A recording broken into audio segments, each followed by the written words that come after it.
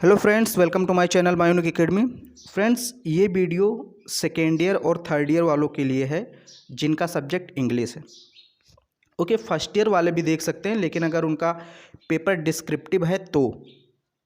अब चूंकि second year और थर्ड ईयर का पेपर तो डिस्क्रिप्टिव होता है, रिटर्न होता है, तो उनके लिए वीडियो खासकर मैंने बनाई है कि भाई अगर आपका क्वेश्चंस आया है कोई और उसका उत्तर आप नहीं जानते हैं, आंसर नहीं जानते हैं, पेपर में कोई क्वेश्चन आ गया, उसका आंसर आपको बिल्कुल भी नहीं पता है, तो उसका आंसर आप कैसे लिखें और उसमें क्या लिख दें कि आपको नंबर मिल जाए। ओके,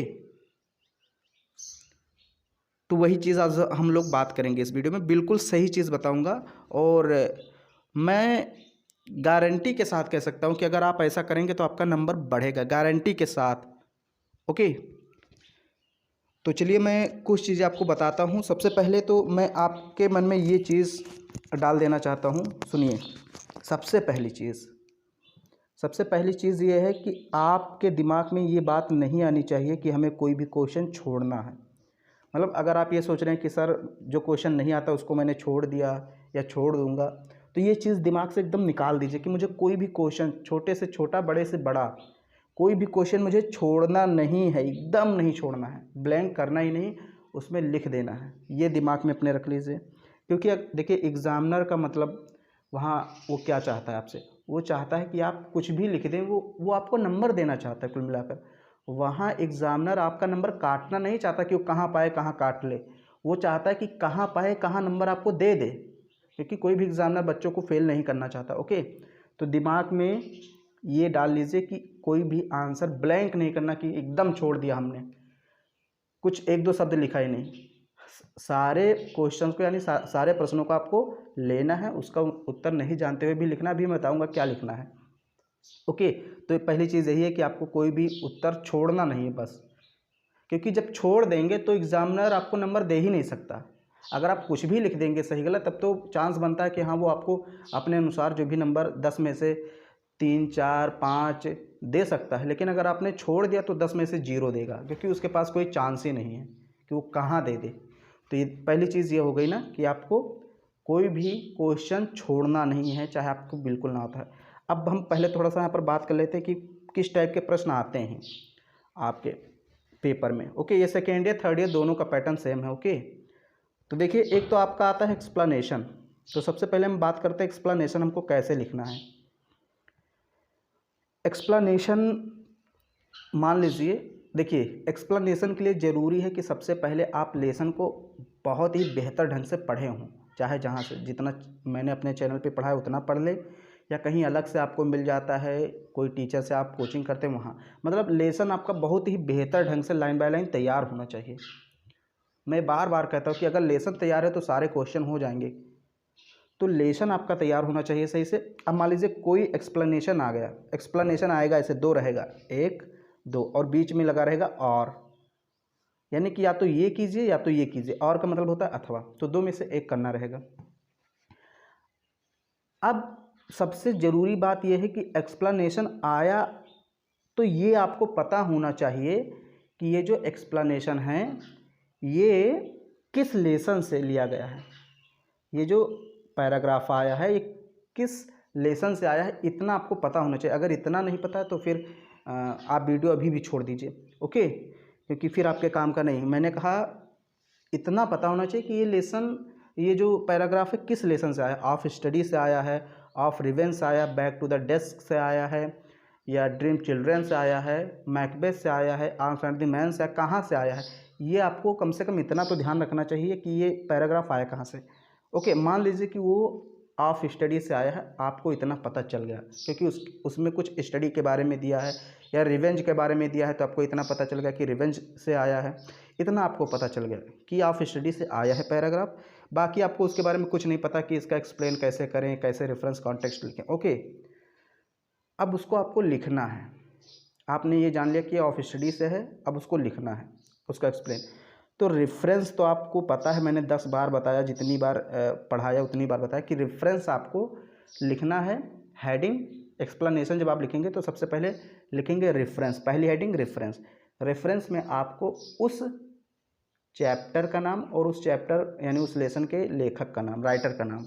ओके, जैसे ऑफ स्टडी फिर ऑफ स्टडी के राइटर कौन है, फ्रांसिस बेकन, उनका नाम लिख देना। फिर आपका रेफरेंस हो गया, यानी अगर 8 नंबर का है आपका एक्सप्लेनेशन तो 2 नंबर आपके पक्के हो गए रेफरेंस लिखने से ही। फिर आपको कॉन्टेक्स्ट लिखना है। कॉन्टेक्स्ट में क्या लिखना रहता है, थोड़ा सा ऑफ स्टडी के बारे में लिख दीजिए, थोड़ा सा। अगर ऑफ स्टडी वाला है तो ऑफ स्टडी के बारे में, ड्रीम चिल्ड्रन के बारे में है तो उस लेसन के बारे में थोड़ा सा 2 लाइन में लिख दीजिए। इतना तो आप लिख ही लेंगे अगर पढ़ें तो। ओके, तो 2 नंबर आपका यहाँ से 4 नंबर पक्का हो जाएगा। मान लीजिए 8 नंबर का है तो बता रहा हूँ। फिर आपको जो मेन चीज़ लिखना है, मेन चीज़ आपको लिखना रहता है एक्सप्लेनेशन, तीसरी हेडिंग। एक्सप्लेनेशन आपको लिखना है, ये जो तीसरी हेडिंग है। अब इसमें क्या लिखें, इसमें तो ज़्यादा लिखना रहता है ना, कम से कम इसमें 6-7 लाइनें होनी चाहिए आपकी।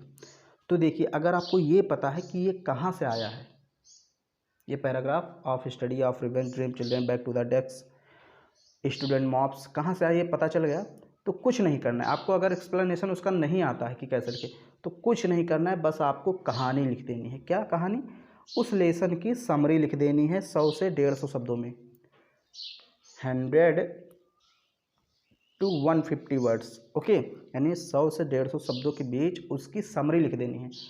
अब ऑफ स्टडी से आ गया कोई पैराग्राफ, तो क्या करना है आपको, ऑफ स्टडी के बारे में लिख देना है। ओके, और ये सारी चीज़ों के बारे में बता रहा हूँ मैं, किसी एक चीज़ के बारे में नहीं बता रहा हूँ कि ऑफ स्टडी बता रहा हूँ, मैकबेथ का नहीं बता रहा हूँ। ये मैकबेथ में भी है।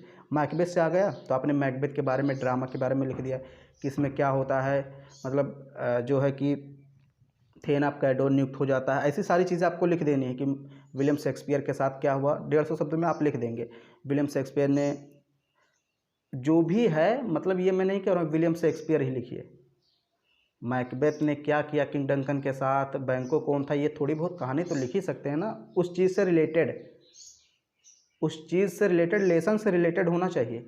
और ये मैं तब की बात कर रहा हूँ जब आपको कुछ भी ना आता हो। ओके, तो आपको नंबर मिल जाएगा। तो ये रही एक्सप्लेनेशन की बात। मतलब अगर आपको एक्सप्लेनेशन का नहीं आता कि कैसे लिखें, तो उसको आप उस लेसन से संबंधित कोई चीज़ लिख दीजिए, उस लेसन से संबंधित कुछ भी हो, बस लेसन से संबंधित रहे। अब ये नहीं कि आर्म्स एंड द मैन में मैकबेथ आपने घुसेड़ दिया, ये नहीं करना है। आर्म्स एंड द मैन है तो आर्म्स एंड द मैन का ही लिखना है, आप चाहे जहाँ से लिख दे। तो आपको कुछ नंबर, यानी कि अगर 8 नंबर का है तो आपका 4 से 5 नंबर आपको दे देगा एग्जामिनर। तो ये रही एक्सप्लेनेशन की बात। ओके, आई होप आपको समझ में आया होगा क्या करना है। अब बात करते हैं यहाँ पर लॉन्ग क्वेश्चन की। लॉन्ग क्वेश्चन को ऐसे ही लिखना है जैसे एक्सप्लेनेशन में। आई थिंक मान लीजिए, देखिए लॉन्ग क्वेश्चन में 2 ही 3 तरह के क्वेश्चन आएंगे, या तो एज एन एसेस्ट आ जाएगा, या तो फिर क्रिटिकल एप्रिसिएशन यानी कि समरी पूछ ली जाती है। क्रिटिकल एप्रिसिएशन कैसे लिखना है मैंने आपको बता ही दिया है, वीडियो बन चुकी है। तो या तो समरी, क्रिटिकल एप्रिसिएशन, या तो एज एन एसेस्ट, 3 प्रकार के आपके क्वेश्चन आते हैं, खासकर 2 प्रकार के, critical appreciation, as an assessed. तो क्रिटिकल एप्रिसिएशन मैंने बता ही दिया कैसे लिखना है। अब मैं बता रहा हूँ एज एन एसेइस्ट आ गया, किसी लेखक के बारे में आ गया कि इसका प्रोज स्टाइल, इसका लैंग्वेज और इसके जो फीचर्स हैं सब कुछ लिखना है। ओके, तो मैंने बताया कि आपको 1-2 का, कम से कम 2 राइटर का आपको एकदम परफेक्ट तैयार करके जाना है एज एन एसेइस्ट, चाहे वो फ्रांसिस बेकन हो, रॉबर्ट लिंड हो, कोई भी हो, मतलब 2 का आपको एकदम परफेक्ट तैयार करके जाना है। ओके, मान लीजिए कि उन दोनों का नहीं आया, जिनका आपने तैयार किया है उनमें से किसी का नहीं आया पेपर में, तो क्या करना है, जिनका भी आया है, मान लीजिए आप रॉबर्ट लिंड का तैयार करके गए और आ गया फ्रांसिस बेकन का, तो कुछ नहीं करना है, पूरा का पूरा आपको रॉबर्ट लिंड वाला जो मामला है वो फ्रांसिस बेकन में सेट कर देना, लिख देना पूरा का पूरा। हाँ, थोड़ा सा इंट्रोडक्शन में आपको थोड़ा सा नाम चेंज कर देना है। अगर जन्म तिथि आपको मालूम है तो जन्म तिथि चेंज कर दीजिए, बाकी कुछ नहीं करना है। प्रोज स्टाइल लगभग सभी का सेम होता है, सभी का लगभग लैंग्वेज सेम होता है, फीचर सेम ही होते हैं। कुछ पुस्तकों के नाम होते हैं जो अलग होते हैं, इनमें थोड़ा सा आपको बदलाव कर देना है। अगर डेट ऑफ बर्थ लिखते हैं या फिर मतलब मृत्यु कब हुई, ये सारी डेट वगैरह अगर लिखते हैं तो इनको चेंज कर दीजिए। बाकी सारी चीज़ें आप लिख देंगे ना तो आपको नंबर मिल जाएगा, क्योंकि एग्ज़ामिनर वो नहीं देखेगा कि आपने ये दूसरे वाला तो नहीं लिख दिया, उसको थोड़ी ना पता है। ये राइटिंग सुंदर है तो आपको नंबर दे देगा। ओके, तो लॉन्ग में ऐसे ही लिखा जाता है। और ये मैं तब की बात कर रहा हूँ जब आपको क्वेश्चन का आंसर ना आता हो। अगर आपको आता है परफेक्ट तो भाई आपको वही लिखना है जो आपको आता है। अगर नहीं आता तो ये ट्रिक अपनाइए। मैं ये आपको इसलिए बता रहा हूँ ताकि आपकी कॉपी भरी रहे, क्योंकि कॉपी भरी होने पर नंबर मिलता है और 100% मिलता है अगर आपकी कॉपी भरी है। तो ये 2 हो गए ना। क्रिटिकल एप्रिसिएशन मैंने बता ही दिया कैसे लिखना है, समरी लिख देनी रहती उसमें, और एक्सप्लेनेशन मैंने बता दिया। लॉन्ग क्वेश्चन में आपको एज एन एसेट भी बता दिया कि दूसरे का आप लिख सकते हैं। ओके, नंबर आपको मिलेगा। अगर जो है कि एग्जामिनर समझ जाता है कि आपने दूसरे का लिखा है, फिर भी आपको कुछ ना कुछ नंबर देगा, लेकिन अगर आप छोड़ देंगे तो एक भी नहीं देगा। मान लीजिए शॉर्ट में ही ऐसे आपसे पूछेगा, या तो समरी पूछेगा, या तो प्रोज स्टाइल पूछ लेता है, कुछ लैंग्वेज स्टाइल पूछ लेता है, ऐसा करके पूछता है। ओके, तो ये भी आपको ऐसे ही लिखना है जैसे लॉन्ग में लिखना है। मतलब अगर आपको एक का नहीं आता तो दूसरे का ज़रूर लिख देना है, छोड़ना नहीं है।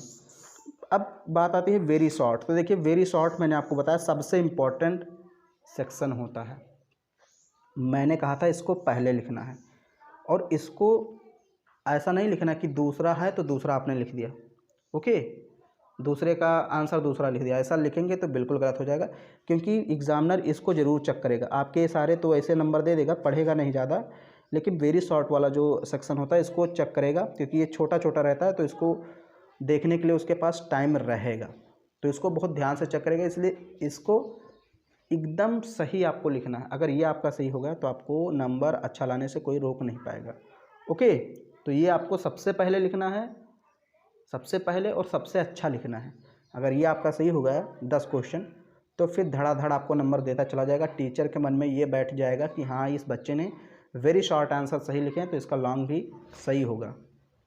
अगर आपका यही गड़बड़ हो गया तो फिर आप एक्सप्लेनेशन लॉन्ग शॉर्ट चाहे कितना भी अच्छा क्यों ना लिखें, थोड़ा सा एग्जामिनर ये सोचने लगता है कि हाँ इसका वेरी शॉर्ट गलत है, तो आगे भी इसने क्या लिखा होगा, कुछ नहीं लिखा होगा, तो फिर बहुत नॉर्मल आपको नंबर देगा। ओके, तो ध्यान रखना कि वेरी शॉर्ट आपका सही हो जाए।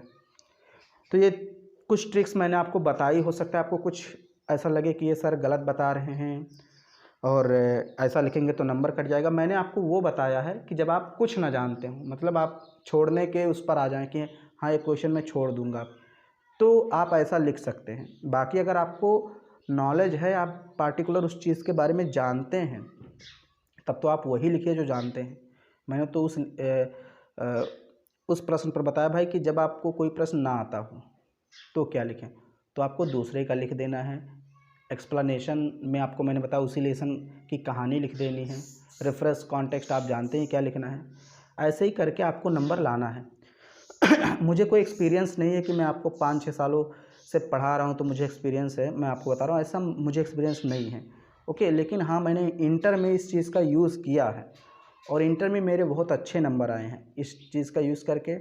सो इंटर में भी रिटर्न होता है। ओके, और टीचर वैसे ही होते हैं, मतलब थोड़े बहुत उनका लेवल हाई होता है, BA BCom जो चेक करते हैं कॉपी, लेकिन प्रोसेस वही लागू होता है कि भाई कॉपी भरी है तो नंबर मिलेगा 100%। ओके, तो ये चीज़ आपको याद रखनी है। और बाकी आप तैयारी कीजिए, चैनल पे जितने भी लेसन पढ़ाए जा चुके हैं सही से पढ़िए। अगर आप लेसन सही से पढ़ते हैं तो इसका आपका एक्सप्लेनेशन तैयार हो जाएगा, इससे लॉन्ग क्वेश्चन तैयार होगा, शॉर्ट वेरी शॉर्ट। मतलब सोचिए लेसन पढ़ने से सब कुछ तैयार हो जाता है, तो लेसन को क्यों ना पढ़े बार बार। एक लेसन को 3 से 4 बार पढ़िए, चाहे चैनल से पढ़िए, चाहे किताब से पढ़िए, चाहे जहाँ से पढ़िए। मैं नहीं कहता मेरे चैनल से ही पढ़िए, आपको कहीं अलग समझ में आता है वहाँ से पढ़िए, किताब से समझ में आता है वहाँ से पढ़िए। लेसन पढ़ेंगे तो सब हो जाएगा, लेसन नहीं पढ़ेंगे तो कोई भी आप सेक्शन नहीं छू पाएंगे, कोई भी टच नहीं कर पाएंगे, कुछ भी नहीं होगा। तो ये 14 मिनट की वीडियो हो गई। यही चीज़ मैं बताना चाहता था आपको कि भाई क्वेश्चन छोड़ना नहीं है। बाकी बार बार मैं उसी चीज़ को रिपीट कर रहा हूँ तो आपको बोरिंग महसूस हो रही है, इसलिए मैं वीडियो को बंद करता हूँ। वीडियो पसंद आए तो उसको लाइक कर दीजिए। और मेरे सिर पे चिड़िया मंडरा रही है। ओके, तो वीडियो पसंद आए तो उसको लाइक कर दीजिए। चैनल पे पहली बार हैं सब्सक्राइब कर दीजिए, अपने दोस्तों में शेयर कर दीजिए ताकि सभी लोग का नंबर अच्छा आए। ओके, और अगर कोई क्वेश्चन आपका है तो आप कमेंट बॉक्स में लिख दीजिए।